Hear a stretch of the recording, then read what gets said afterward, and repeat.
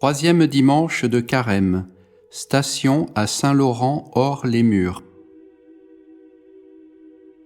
Introïte. J'ai les yeux constamment tournés vers le Seigneur, car c'est lui qui tirera mes pieds du lacet. Regardez-moi et prenez pitié de moi, car je suis délaissé et malheureux. Vers vous, Seigneur, j'élève mon âme, mon Dieu, en vous je me confie, que je n'ai point de confusion. Gloire au Père, au Fils et au Saint-Esprit, comme il était au commencement, et maintenant, et toujours, et dans les siècles des siècles. Amen.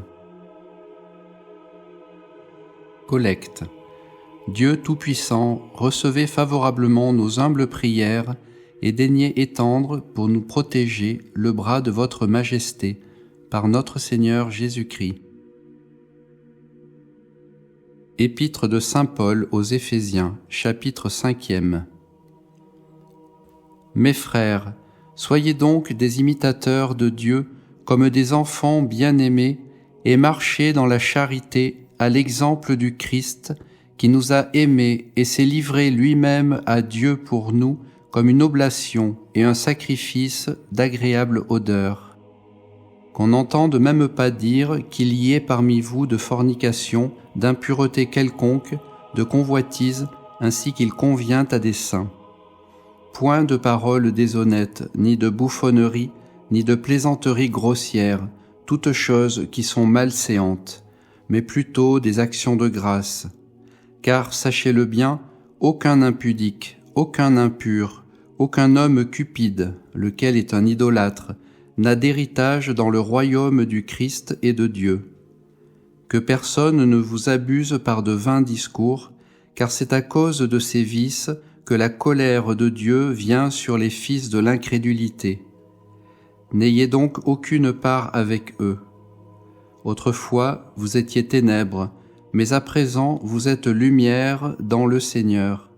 Marchez comme des enfants de lumière, car le fruit de la lumière consiste en ce qui est bon, juste et vrai. Graduel. Levez-vous, Seigneur, que l'homme ne triomphe pas, que les nations soient jugées devant votre face. Mes ennemis reculent, ils trébuchent et tombent devant votre face. Trait. J'élève mes yeux vers vous, ô vous qui siégez dans les cieux. Comme l'œil du serviteur est fixé sur la main de son maître, et l'œil de la servante sur la main de sa maîtresse, ainsi nos yeux se tiennent élevés vers le Seigneur notre Dieu, jusqu'à ce qu'il ait pitié de nous. Ayez pitié de nous, Seigneur, ayez pitié de nous. Évangile selon saint Luc, chapitre 11. En ce temps-là, Jésus chassait un démon, et ce démon était muet. Lorsque le démon fut sorti, le muet parla, et le peuple était dans l'admiration. Mais quelques-uns d'entre eux dirent : « C'est par Belzébub, prince des démons, qu'il chasse les démons. » D'autres, pour l'éprouver, lui demandèrent un signe dans le ciel. Connaissant leurs pensées, Jésus leur dit : tout royaume divisé contre lui-même se détruit, les maisons tombent l'une sur l'autre. Si donc Satan est divisé contre lui-même, comment son royaume subsistera-t-il ? Car vous dites que c'est par Béelzébub que je chasse les démons. Et si moi je chasse les démons par Béelzébub, vos fils, par qui les chassent-ils ? C'est pourquoi ils seront eux-mêmes vos juges. Mais si c'est par le doigt de Dieu que je chasse les démons, le royaume de Dieu est donc venu à vous. Lorsqu'un homme fort et bien armé garde l'entrée de sa maison, ce qu'il possède est en sûreté.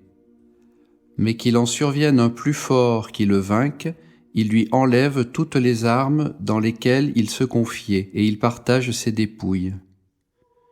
Qui n'est pas avec moi est contre moi, et qui n'amasse pas avec moi dissipe.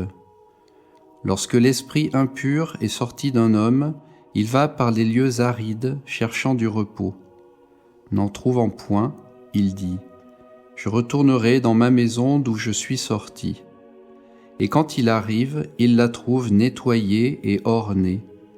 Alors il s'en va, prend avec lui 7 autres esprits plus méchants que lui, puis ils entrent et s'y établissent, et le dernier état de cet homme devient pire que le premier.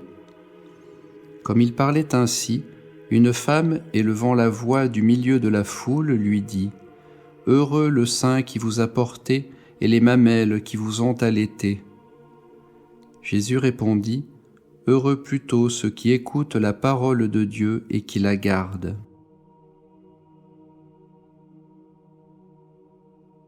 Offertoire. La loi du Seigneur est parfaite, elle restaure l'âme. Ses décrets sont plus doux que le miel qui découle des rayons. Votre serviteur les met en pratique. Secrète.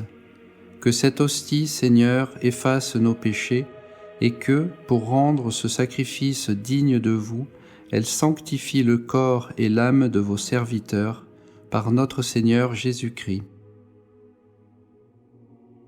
Communion. Le passereau même trouve une demeure, et l'hirondelle un nid où elle dépose ses petits. Vos autels, Dieu des armées, mon roi et mon Dieu.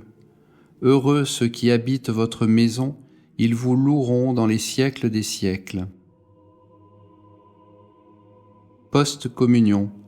Délivrez-nous, Seigneur, dans votre bonté, de tout péché et de tout péril, vous qui nous faites participer à un si grand mystère, par notre Seigneur Jésus-Christ.